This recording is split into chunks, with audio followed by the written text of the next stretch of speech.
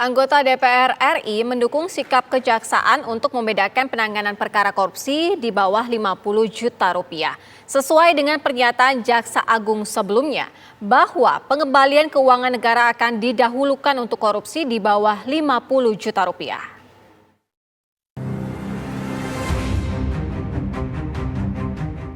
Langkah Kejaksaan Agung dalam penanganan korupsi di bawah 50 juta rupiah mendapat dukungan dari anggota DPR RI. Anggota Komisi 3 DPR RI Supriyansa mengaku penanganan kasus korupsi harus dilakukan sesuai dengan prioritas.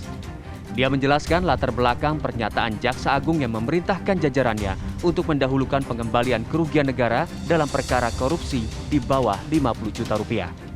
Hal ini disebabkan banyak kepala desa yang terjerat korupsi akibat kesalahan administrasi sehingga perlu dibedakan penanganannya. Inilah lahir jawaban Pak Jaksa Agung pada saat rapat kerja antara Komisi 3 dengan jajaran Jaksa Agung kemarin, bahwa kepala desa dengan kerugian keuangan kira-kira 50 juta ke bawah tidak perlu sampai di pengadilan tetapi dilakukan pengembalian.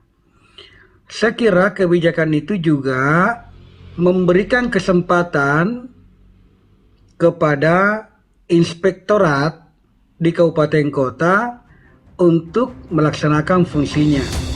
Sebelumnya, Jaksa Agung ST Burhanuddin dalam rapat kerja dengan Komisi 3 DPR mengaku telah menyampaikan imbauan kepada jajarannya dalam menangani perkara korupsi di bawah 50 juta rupiah.